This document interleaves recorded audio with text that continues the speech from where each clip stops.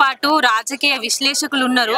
గైనని అడిగి అసలు బీఆర్ఎస్ పరిస్థితి ఎట్లుంది, కాంగ్రెస్ పరిస్థితి ఎట్లుంది, అటెనక ఎంఐఏ పరిస్థితి ఎట్లుంది, అన్ని పార్టీల పరిస్థితులు ఎట్లున్నాయో మరి అడిగి తెలుసుకుందాం. ముర్రి అన్న నమస్తే. నమస్తే అన్న చెప్పుర్రి, అసలు ఇప్పుడు కాంగ్రెస్ బీఆర్ఎస్ అసలు ఒక్కదానికోటి పోటీ మీద వాడి మస్తుగానే పోతురు. ఇప్పుడు అటు బీజేపీ అసలు ఎట్లుంది, అంత పరిస్థితి ఎట్లుంది మరి? అంటే అన్ని పార్టీలు ఎలక్షన్స్ వచ్చినప్పుడు అన్ని పార్టీలు కూడా గెలవాలని చూస్తారు, ఏ పార్టీ ఓడిపోవాలని చూడరు. నేను already Karnataka, Maharashtra, AP elections, Telangana elections, Delhi elections, అన్ని ఎలక్షన్స్ నేను ముందే చెప్పాను. ఎలక్షన్స్ 90 days ముందు, 60 days ముందే ఏ పార్టీ గెలుస్తారు, ఏ క్యాండిడేట్స్ గెలుస్తారని చెప్పాను. యూట్యూబ్ లో కూడా ఆడని నాగని టైప్ చేస్తే నా వీడియోస్ అన్ని వస్తాయి.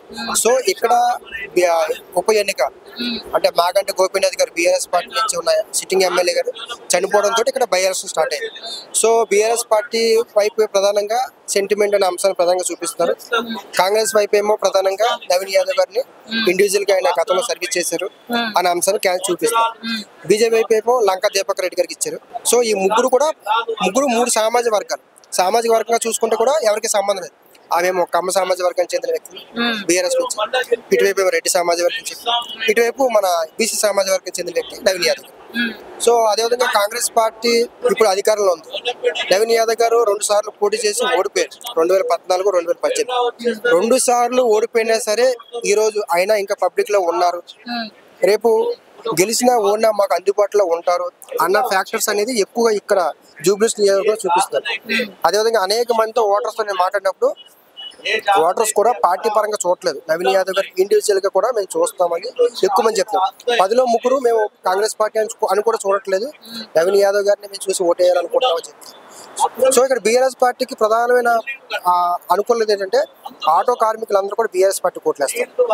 ఆటో కార్మికులందరూ కూడా బీఆర్ఎస్ పార్టీకి, ఎందుకన్నా గట్లా ఇప్పుడు ఫ్రీ బస్ వల్ల ఆటో కార్మికులకు కొంత నష్టం కలిగింది.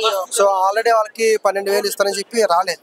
సో ఆ ఒక్క అంశం ఇక్కడ బీఆర్ఎస్ పార్టీ ఎందుకంటే నేను ఆల్రెడీ ఒక వీడియో తీసుకుంటే కూడా వాళ్ళు చెప్పారు 50 సంవత్సరాలు నేను ఆటో నడుపుతున్నాను, సో నాకు రావాల్సిన ఈ ఫ్రీ బస్ వల్ల మేము చాలా నష్టపోయాము, మా కుటుంబం అంతా ఇదైంది, ఇబ్బంది అయింది. కేసరి గారు మా పెద్ద కూతురికి ఇల్లు ఇచ్చారు అని చెప్పి ఉన్నారు. సో కేసరి గారి మీద అభిమానం కూడా ఉంది, కానీ ఎక్కువ ఫ్యాక్టర్స్ మాత్రం నవీన్ యాదవ్ గారికి ఫేవరబుల్ గా ఉంది. అది అంటే క్యాండిడేట్ ఇప్పుడు మనిషిని చూస్తారు, పార్టీని చూస్తలేరు అంటారా మీరు? ఈసారి చూస్తలేదు, అంతకుముందు చూసి. ఇప్పుడు నేను ఖమ్మంలో కూడా నేను చెప్పా, ఖమ్మం మన ఈ ఎలక్షన్స్ లోనే సిగ్నేచర్ లో చెప్పా. నేను ఎలక్షన్స్ కి 90 రోజుల ముందు చెప్పా, కాంగ్రెస్ పార్టీకి 10కి 10 స్థానాలు అని అందరు చెప్తే 10కి 7 స్థానాలు కాంగ్రెస్ పార్టీకి వస్తాయని నేను చెప్పాను. బట్టి విక్రమార్క గారికి ఎక్కువ మెజార్టీ వస్తుంది, ఆయన డిప్యూటీ సీఎం కూడా అవుతారని చెప్పాను ఎలక్షన్స్ 90 రోజుల ముందు. సిగ్నేచర్ ఛానల్ లో ఉంది వీడియో. సో అలాగే కాంగ్రెస్ అక్కడికి ఖమ్మంలో 8 స్థానాలు వచ్చి బట్టి విక్రమార్క గారు డిప్యూటీ సీఎం అయ్యారు. సో గ్రౌండ్ లెవెల్ లో ఉన్న రిపోర్ట్ ని ఓటర్స్ ఆలోచించే విధానం అప్పుడు ఆ టైంలో ఎలా ఉంటది అనేది నేను ఈ లెక్కన ప్రతి మహిళకి తెలంగాణ ప్రతి మహిళ బస్ ఎక్కుతుంది. మహిళా ఓట్లు అన్ని ఇటు పడతాయి కదా. అవును, అంతేనా? మహిళా ఓట్లంతా కూడా కాంగ్రెస్ పడతాయి. ఈ ఆటో కార్మికులందరూ కూడా కొంచెం బీఆర్ఎస్ షిఫ్ట్ అయ్యారు. ఆటో అంటే అందరి ఇళ్ళలో ఆటో నడిపేటోళ్ళు ఉన్నారా?